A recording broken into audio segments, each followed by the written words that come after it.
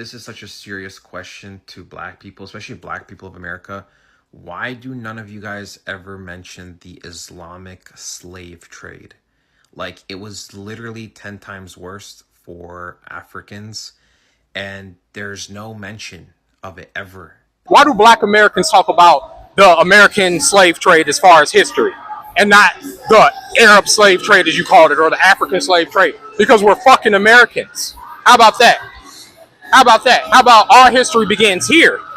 How about our history was denied from us, right? How about our history as black Americans begin with slavery? We don't have any context for anything before because it was beaten, raped, and taken from us. You understand? We don't know our gods. We don't know our kings. We don't know what land we come from because it was denied from us. That's why we talk about our beginnings here. And you know that.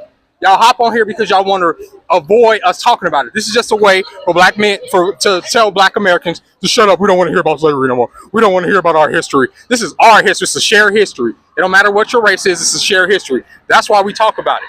We talk about it because we're black Americans. We talk about the American slave trade because we're black Americans. Have nothing to do with Arabia. We haven't been over there. Y'all are the ones that are obsessed with the Middle East, not black Americans.